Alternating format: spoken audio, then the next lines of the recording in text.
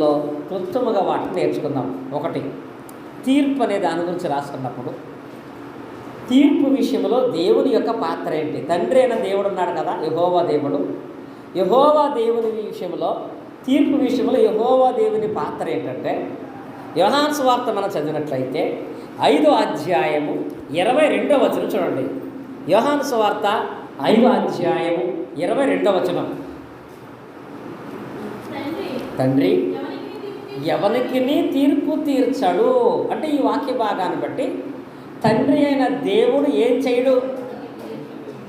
అంత్యదినాన తీర్పులో ఆయన ఉండడు. ఎవరు?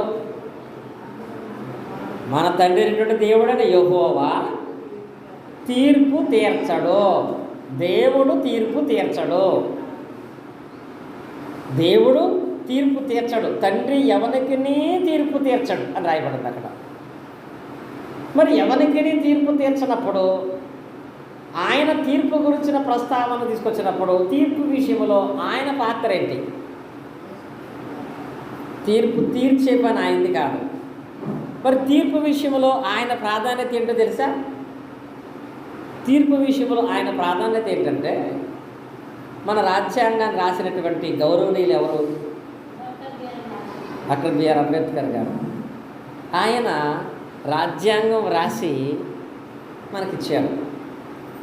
ఆ రాజ్యాంగం ప్రకారముగా ప్రతి కోర్టుకి ఆయనే వెళ్తాడా? జడ్జిలు తీర్పు తీరుస్తారా? ఆయన ఏ కోర్టుకి వెళ్ళరు, ఆయన లేరు కూడా. అంటే ఇప్పుడు ఆయన చేసిన పని ఏంటి? తీర్పులు ఎలా తీర్చాలో నియమాలు పెట్టడమే ఆయన పని. తీర్పు తీర్చడం ఆయన పని కాదు. అలాగే బైబిల్ కూడా ఏం చెప్తుంది అంటే, దేవుడు ఎవరికి తీర్పు తీర్చడు. కానీ 2వ దినవృత్తాంతాల గ్రంథాలు చూడండి. దినవృత్తాంతాలు 2వ గ్రంథము, దినవృత్తాంతాలు 2వ గ్రంథము 19వ అధ్యాయం మనం చూసినట్లయితే 19వ అధ్యాయము 5వ వచనం. ఇక్కడ దేవుడు ఇశ్రాయేలుకు రాజులను, నాయకులను ఏర్పాటు చేసినప్పుడు నాయకుల ద్వారా, ప్రవక్తల ద్వారా దేవుడు మాట్లాడినటువంటి మాట ఏమిటి అంటే, చూడండి ఇక్కడ 5వ వచనం. మరియు అతడు ఆయా పట్టణములలో అనగా దేశమందు యోధావారున్న గురుజులు గల పట్టణములలో న్యాయాధిపతులు నిర్ణయించి వారికి ఇలాగా ఆజ్ఞాపించి. న్యాయాధిపతులు అంటే ఎవరు? న్యాయాధిపతి అంటే ఎవరు? జడ్జి. అంటే జడ్జి అంటే ఏం చేసేవాడు? తీర్పు తీర్చేవాడు. జడ్జిని ఏర్పాటు చేశాడు దేవుడే. ఆయా ప్రాంతాలలో న్యాయాధిపతులను ఏర్పాటు చేశాడు, నియమించాను కానీ 6వ వచనం. మీరు యెహోవా నియమాన్ని బట్టే కానీ మనుషుల నియమాన్ని బట్టి తీర్పు తీర్చకూడదు. అంటే జడ్జిలు ఉంటారు, కానీ జడ్జి అనే ఆయన ఏం చేయాలంట? మనుషుల నియమాన్ని బట్టి కాక యెహోవా నియమాన్ని బట్టి తీర్పులు తీర్చాలి. తీర్పు తీర్చేది న్యాయాధిపతులైనా ఎవరి మాట ప్రకారంగా తీర్చాలి? దేవుడు పెట్టిన నియమం ప్రకారముగా తీర్పు తీర్చాలి.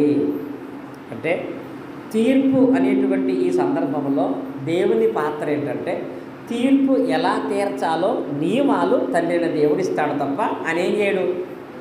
తీర్పు తీర్చడు. ఆయన ఏం చేయడు? తీర్పు తీర్చడు.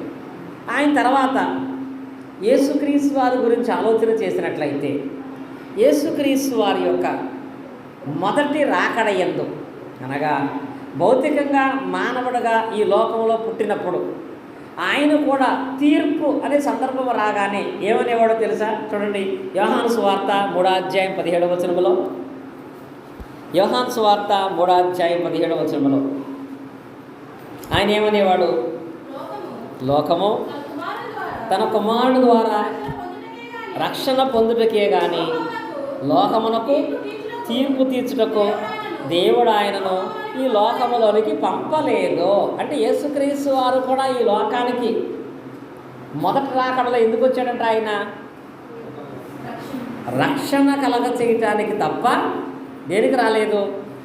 తీర్పు తీర్చడానికి రాలేదంట. అందుకే యేసుక్రీస్తు వారి యొక్క జీవిత చరిత్ర బైబిల్లో మనకు ఉంటుంది. మత్తయి సువార్త, మార్కు సువార్త, లూకా సువార్త, యోహాను సువార్తలు. ఈ సువార్తలో ఎక్కడైనా యేసుక్రీస్తు వారు మనుషులందరూ రక్షణ పొందడం కొరకు, పాప క్షమాపణ కొరకు సిలువలో మరణించి రక్తాన్ని కార్చి పాప క్షమాపణ కలుగు చేసే విధానమే చూస్తాము తప్ప ఎక్కడైనా ఎవరినైనా ఆయన తీర్పు తీర్చి మాట్లాడిన సందర్భాలు ఉంటాయా? ఎవరికైనా తీర్పు తీర్చాడా? నువ్వు ఇల్లంటోడు కాబట్టి నువ్వు నాశనం అయిపోతావు, నువ్వు దుర్మార్గుడు కాబట్టి పతనం అయిపోతావు, నీవు ఖచ్చితంగా నరకానికి వెళ్ళిపోతావు. ఆయన ఎప్పుడైనా తీర్పు తీర్చాడు? ఆయన అంటాడు, దేవుడు అంటే ఆయన్ని రక్షణ కలగ చేయడానికి పంపించాడు కానీ తీర్పు తీర్చడానికి ఆయన ఎవరిని పంపించలేదు. ఒకసారి యేసుక్రీస్తు దగ్గరికి న్యాయం తీర్చమని, తీర్పు తీర్చమని వెళ్ళారు కొంతమంది. తీర్పు తీర్చమని అడిగినప్పుడు అక్కడ యేసుక్రీస్తు అక్కడ తీర్పు తీర్చే సాహసం చేయలేదు. చాలామంది అయితే ఏమనుకుంటారు, ఇప్పుడు ఉదాహరణకి చాలా గొప్పగా ఫీల్ అవుతారు కదా. ఇప్పుడు మా సువర్ణ ఏదో పొరపాటు చేసింది, దాని గురించి ఇక్కడున్న మిమ్మల్ని అందరినీ అడగాలి, ఆమె చేసిన దాన్ని బట్టి ఏం చేయాలి చెప్పండి, ఏం చేయాలి చెప్పండి అని. మిమ్మల్ని అందరినీ వదిలిపెట్టి డైరెక్ట్గా ఆమె గురించి ఏం చేయాలి చెప్పని నా దగ్గరకు తీసుకొచ్చారంటే ఇది నా గొప్ప కాదా, తనం కాదా? అంటే అవకాశం నాకు ఇచ్చారు కాబట్టి నా సొంత నిర్ణయం ప్రకారం అక్కడ నేను తీర్పు తీర్చాలి. యేసుక్రీస్తు విషయంలో కూడా చాలాసార్లు మనం విన్నాం. యోహాను సువార్త 8:4 వ్యభిచారం చేత ఒక స్త్రీ పట్టబడింది. అలా పట్టబడిన ఆ స్త్రీని తీసుకుని వాళ్ళందరూ శాస్త్రులు, పరిచయులు, పెద్దలందరూ కూడా యేసుకి దగ్గర తీసుకొచ్చు. చదవండి వాక్యాన్ని. యోహాను సువార్త 8:4 మనం చూసినట్లయితే, బోధ కూడా ఈ స్త్రీ వ్యభిచారము చేయటం వలన పట్టబడెను, ఇట్టి వారిని రాళ్ళు రువ్వి చంపవలనని ధర్మశాస్త్రములో ఆజ్ఞాపించాను కదా, అయినను నీవేమి చేయుచున్నావని. అంటే ఇక్కడ మీరు ఎవరిని అడుగుతున్నారు? యేసుక్రీస్తునయ్యా. మరి ధర్మశాస్త్రం ప్రకారం అయితే రాళ్ళతో కూడా చంపేయాలి, కానీ ఈ స్త్రీ విషయంలో నువ్వేం చెప్తావు? ఈ విచారం తప్పే కదా, పాపమే కదా, చేసిన వారికి నువ్వేం చేద్దామంటావని ఈయన అడిగారు. అంటే ఇప్పుడు ఆ స్త్రీకి యేసుక్రీస్తు తీర్పు తీర్చాలి. కానీ అక్కడ యేసుక్రీస్తు ఏం చేశారో తెలుసా? తీర్పు తీర్చారా? ఆ తీర్పు విషయంలో తన జోక్యం చేసుకోలేదు. ఎందుకంటే తీర్పు తీర్చే పని ఆయనది కాదు. ఆమెకి 2 తీర్పు తీర్చను. మీలో ఒకవేళ తీర్చాలనుకుంటే ముందు మీలో పాపం లేనివాడు మొదట ఆమె మీద రాయేమన్నాడు. ఎవరికి వాడు వెళ్ళిపోయాడు. ఆ స్త్రీ ఒక్కతే ఉంది. ఆమె ఏమన్నాడు తెలుసమ్మా? ఎవరన్నా నీకు ఏమన్నా శిక్ష వేశారా అన్నాడు. ఆమె ఉంది, ఎవరు శిక్షించలేదు. నేను నీకు ఏ శిక్ష విధించను, సమాధానం కలదానిగా వెళ్ళిపోమన్నాడు. అంటే మనుషులు తీర్పు తీర్చడంలో ఆయన సపోర్ట్ చేయలేదు. యేసుక్రీస్తు వారు అక్కడ తీర్పు తీర్చలేదు. ఎందుకంటే ఆయన మొదటి రాకడయందు తీర్పు తీర్చడానికి ఆయన రాలేదు కనుక యేసుక్రీస్తు వారు తీర్పు తీర్చలేదు. తండ్రి అయిన దేవుడు తీర్పు తీర్చడు. యేసుక్రీస్తు వారు కూడా ఎవరికి తీర్పు అనేది తీర్చలేదు. ఇంకా ఫైనల్గా పరిశుద్ధాత్మ దేవుడిని మనం చూస్తున్నాం. మరి పరిశుద్ధాత్ముడు తీర్పు తీరుస్తాడా అని అంటే యోహాను సువార్త చూసినట్లయితే ఈ పరిశుద్ధాత్ముడి గురించిన మాట మనం చూస్తాము. యోహాను సువార్త 16:7 యోహాను సువార్త 16:7 చదువుకున్నట్లయితే, అయితే నేను మీతో సత్యము చెప్పుచున్నాను, నేను వెళ్ళిపోవటం వలన మీకు ప్రయోజనకరం. నేను వెళ్ళని ఎడల ఆదరణకర్త మీ ఎద్దకు రాడు. ఆదరణకర్త ఎవరిక్కడ? పరిశుద్ధాత్ముడు మీ ఎద్దకు రాడు. నేను వెళ్ళిన ఎడల ఆయన మీ ఎద్దకు పంపదను. ఆయన వచ్చి, ఆయన అంటే ఎవరు? పరిశుద్ధాత్ముడు వచ్చి పాపమును గూర్చి, నీతిని గూర్చి, తీర్పును గూర్చి లోకమును ఒప్పింపచేయును. ఇప్పుడు పరిశుద్ధాత్ముడు కూడా తీర్పు విషయంలో ఏం చేస్తాడో తెలుసా? తీర్పు తీర్చడం ఎవరికి? కానీ అతడంటే తీర్పును గురించి ఒప్పింప చేస్తాడంట. ఒప్పింప చేయటం అంటే నీ మనసును ప్రేరేపిస్తూ ఉంటాడు. నీ పాపం చేస్తున్నావు, దీనికి శిక్ష వస్తుంది, దీని ఫలితం అనుభవిస్తావు, ఇది నీకు ప్రమాదకరం అని చెప్పి ఒప్పిస్తాడు తప్ప ఆయన ఎవరికీ తీర్పు తీర్చడు, ప్రేరేపిస్తూ ఉంటాడు. మీకు అర్థం అవ్వాలంటే యేసుక్రీస్తు ఎవరో నాకు తెలియదని అబద్ధం ఆడిన వ్యక్తి ఎవరు? పేతురు. ఎన్నిసార్లు అబద్ధం ఆడాడు? 3 సార్లు. 3వసారి అబద్ధం ఆడిన వెంటనే మత్తయి సువార్త 26:75 ఉంటుంది. 3వసారి అబద్ధం ఆడిన వెంటనే కోడి కూసింది. కోడి కొయ్యగానే అక్కడ ఉంటుంది, నీవు ముమ్మారు అబద్ధమాడు వరకు ఈరోజు కోడి కొయ్యదని యేసు తనతో చెప్పిన మాట జ్ఞాపకము తెచ్చుకుని పేతురు సంతాపపడి ఏడ్చాడంట. ఏం చేశాడు అంటే ఇప్పుడు 3 సార్లు అబద్ధం ఆడాడు, కోడి కూసింది. కానీ పేతురు గారికి ఎప్పుడు ఏడుపు వచ్చింది? కోడి కుయ్యగానే కాదు, ఎప్పుడు అది జ్ఞాపకం వచ్చింది. ఏది? యేసుక్రీస్తు ముందే చెప్పాడు ఈ తప్పు చేద్దామని, చెప్పినా నేను తప్పు చేసేసాను అని గుర్తొచ్చిన తర్వాత అప్పుడు ఏడ్చాడు. పరిశుద్ధాత్మ పని ఏంటో తెలుసా? నీవు చేసిన అపరాధాలు నీకు జ్ఞాపకం చేస్తూ ఉంటాడు. నువ్వు మారు మనసు పనులు మార్చుకో, విశ్వాసం కలిగి ఉండు. ఈ మార్గం బాగలేదు, ఈ ఆలోచన బాగలేదు, ఈ భక్తి జీవితం బాగలేదు, ఇది ప్రమాదకరమని నువ్వు మార్చుకోవటం కొరకు నీకు ప్రేరేపణ కలగజేస్తాడు తప్ప పరిశుద్ధాత్ముడు కూడా ఖచ్చితమైన తీర్పు, ఆయన నీకు తీర్పు తీర్చడు, శిక్ష విధించడు. కనుక పరిశుద్ధాత్ముడు తీర్పు తీర్చడు. పోనీ మనుషులకు తమ తీర్పును తామే తీర్చేసుకునే అవకాశం దేవుడు ఇచ్చాడా? మనుషుల విషయంలో పెట్టిన నియమం ఏంటో తెలుసా? మనం కొత్త నిబంధన భాగంలో కొరింథీయులకు రాసినటువంటి మొదటి పత్రిక 4వ అధ్యాయము 5వ వచనం చదువుకుందాం. కొరింథీయులకు రాసిన మొదటి పత్రిక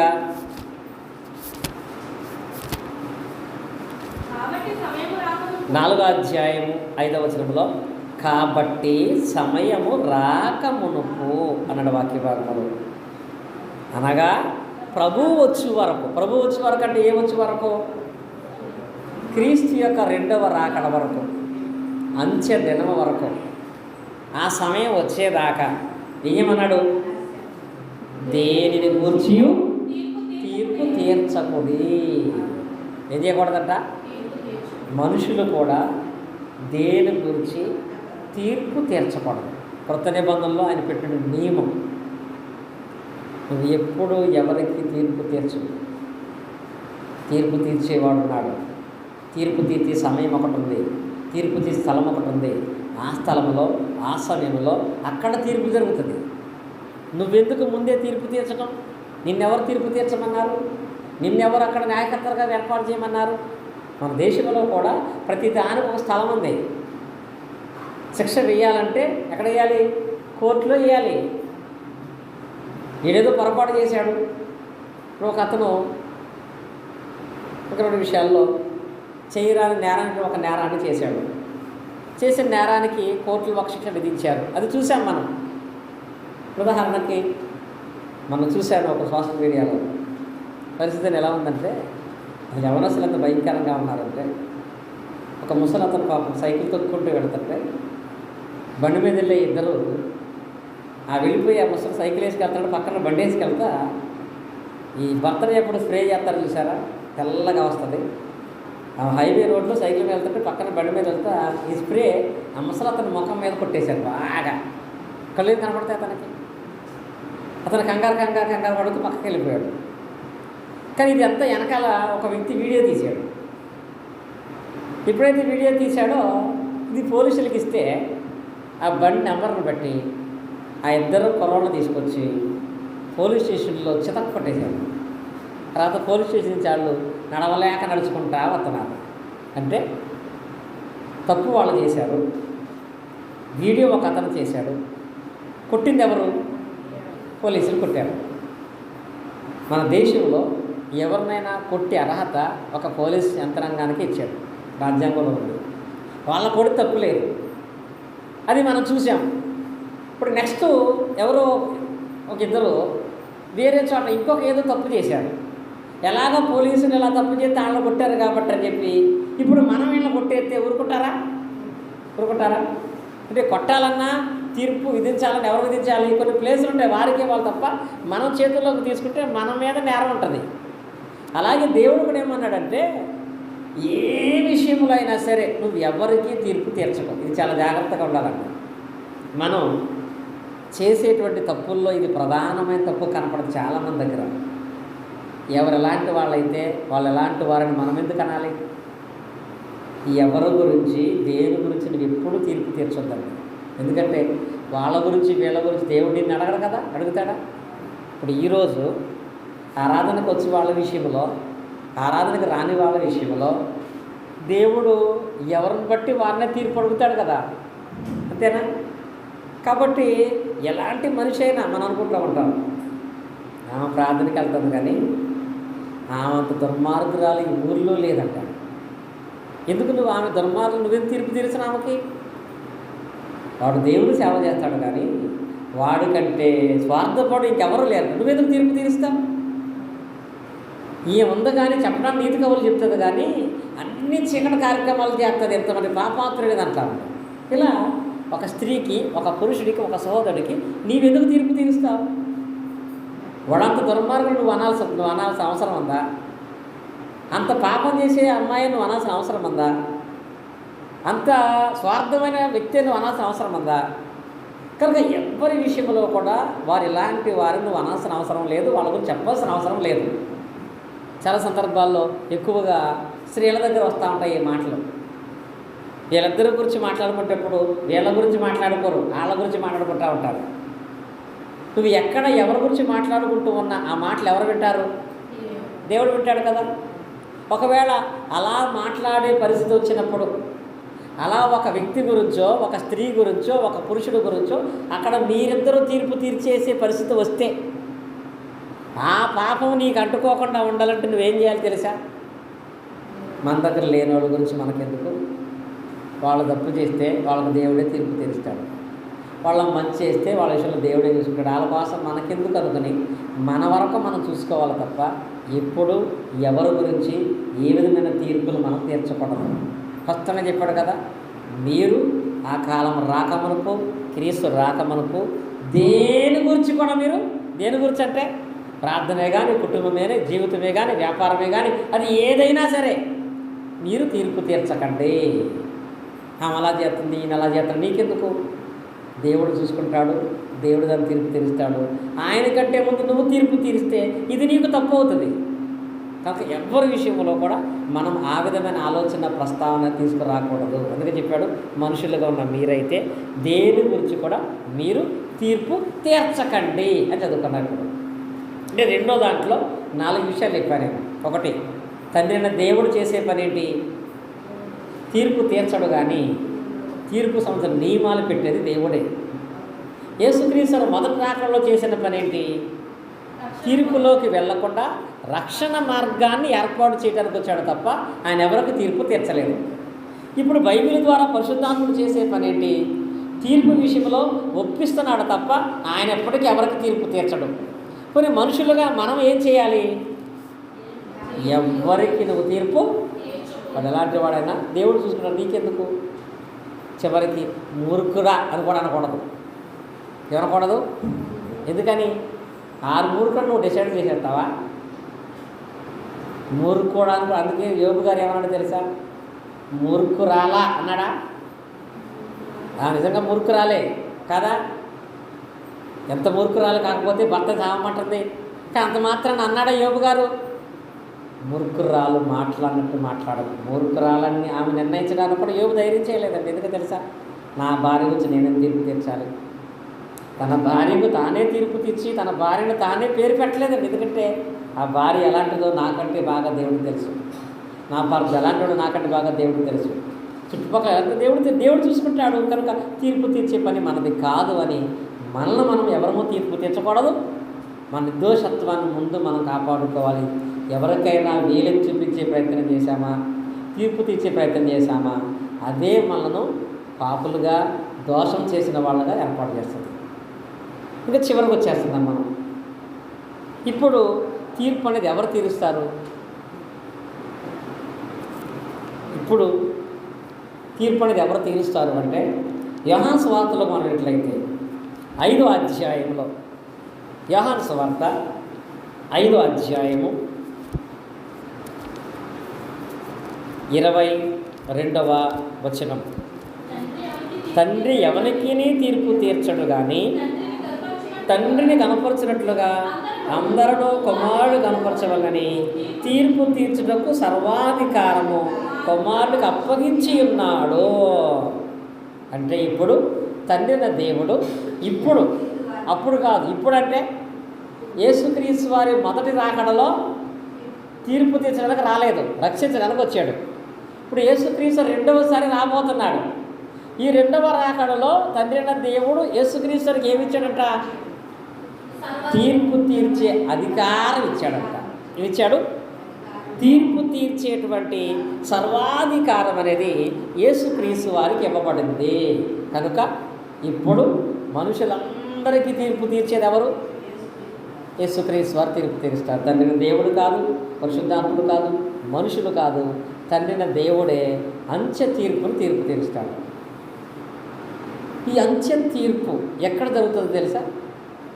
ఈ తీర్పు ఎక్కడ? ఈ కోర్టు ఎక్కడ? ఈ కోర్టు ఎక్కడ ఉంటుంది? భూమి మీద ఉంటుందా ఈ కోర్టు? ఉండదు. పరలోకంలో ఉంటుంది ఈ కోర్టు? ఉండదు.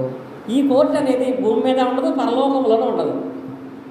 ఈ కోర్టు అనేది ఎక్కడ ఉంటుందంటే వాక్య భాగంలో తెసలు రాసిన మొదటి పత్రిక చూసినట్లయితే, తెసలు రాసిన మొదటి పత్రిక 4వ అధ్యాయం 15వ వచనం చదువుకున్నాం చూడండి. తెసలు రాసిన మొదటి పత్రిక 4వ అధ్యాయము 15వ వచనము.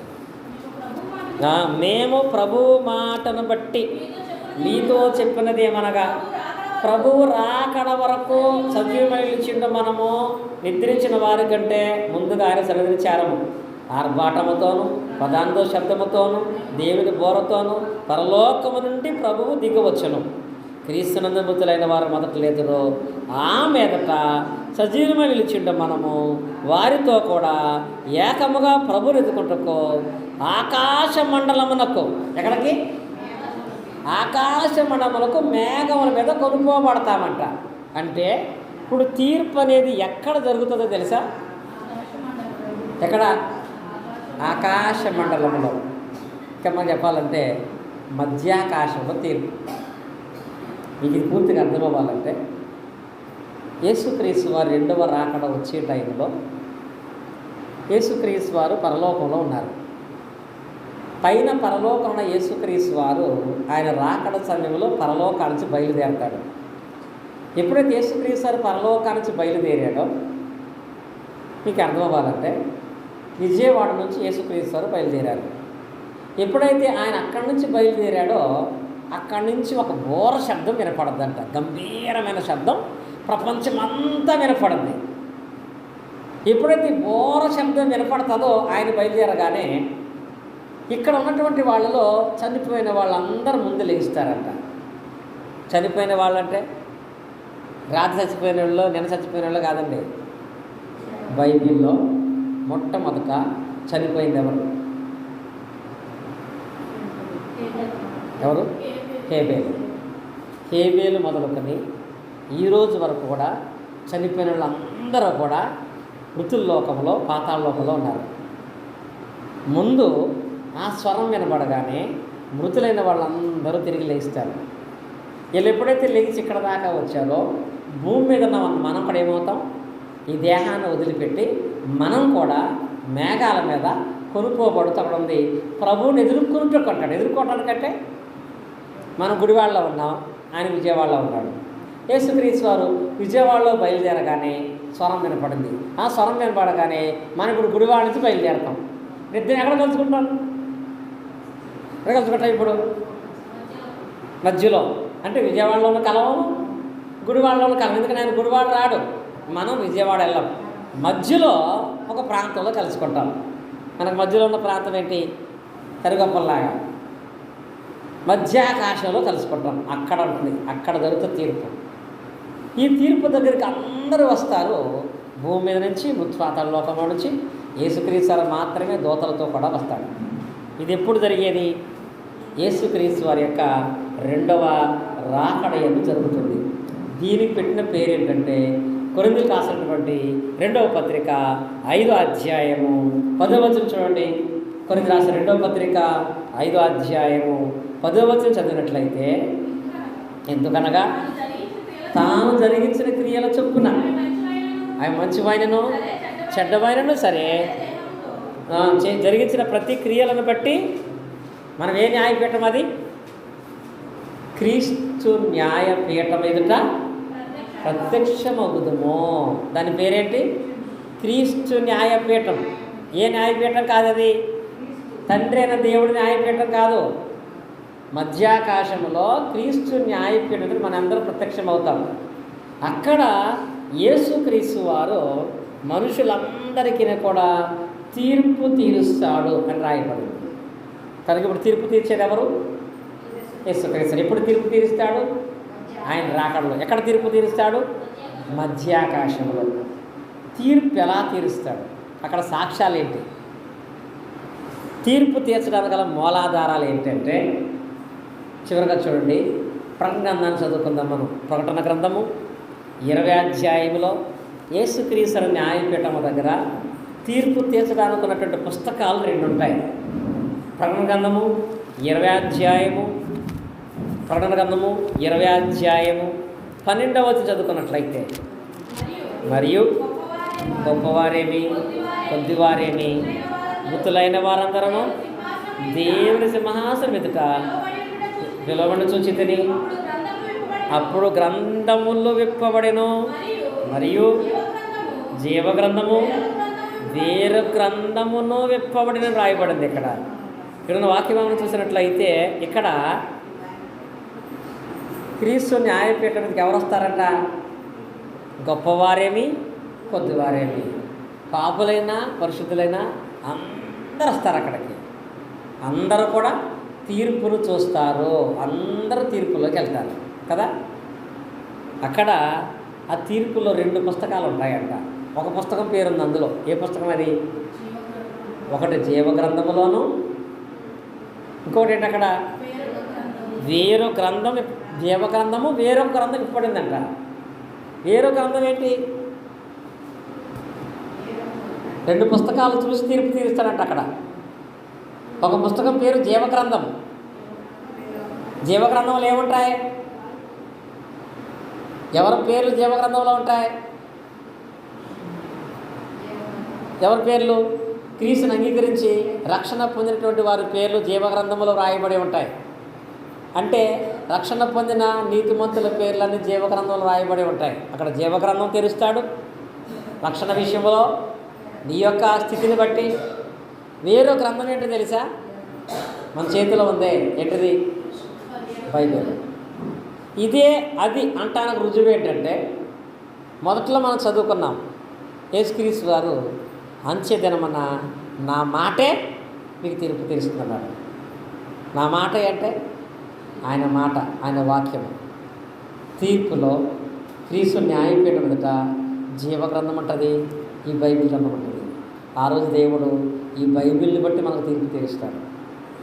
బైబిల్ ప్రకారంగా నువ్వు జీవించావా, నీతిమంతులుగా ఉన్నావా, బాప్తిసం పొందావా, ఆరాధన చేసావా, దేవునికి లోబడినావా, దీన్ని బట్టి తీరుస్తాడు.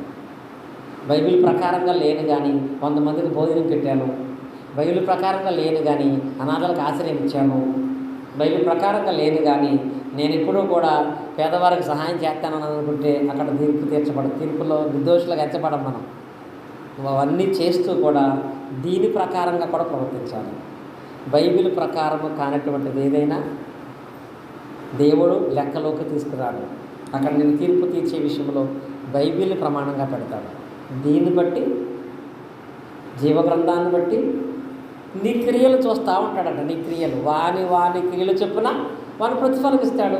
నీ క్రియలు ఎలా ఉన్నాయి? బైబిల్ ప్రకారంగా ఉన్నాయా? ఓకే, పరలోకం వెళ్ళిపోతావు.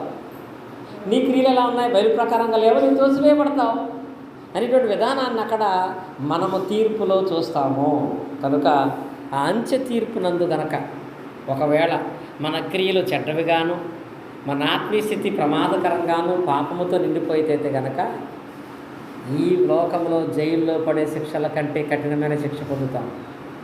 అక్కడ అగ్ని ఆరదు, పురుగు చావదు. అంతటి ప్రమాదకరమైన తీర్పు దేవుడు తీర్చకుండా ఉండాలి అంటే ఈ తీర్పు కొరకు ముందే అవగాహన కలిగిన వాళ్ళంగా, అక్కడ తీర్పు మన క్రియలను బట్టి, అక్కడ తీర్పు బైబిల్ని బట్టి, అక్కడ తీర్పు జీవగ్రంథాన్ని బట్టి. కనుక రక్షణ పొంది మన పేర్లు జీవగ్రంథం రాయించుకొని బైబిల్ చదువుతూ దీని ప్రకారం అనుసరించి నడుచుకుంటూ మనం విశ్వాస సంబంధమైన క్రియలు జరిగించినట్లయితే నీతిమంతులుగా తీర్పు పొందుతాము. పరలోకములో నిత్యం దేవదూతలతో దేవునితో సంతోషంగా ఉండగలుగుతాము. అది అవగాహన కలిగి లేకపోతే ఈ లోకంలో ఏం చూసినా చూడకపోయినా మరణం తథ్యం, తీర్పు ముఖ్యం. తీర్పు తర్వాత అయితే మనము నిత్య జీవానికి వెళ్ళలేమని లేఖన భాగాలు దేవుడు మనకి తెలియపరుస్తున్నాడు. కనుక ఈ అంచె తీర్పు గురించి ఆలోచించండి.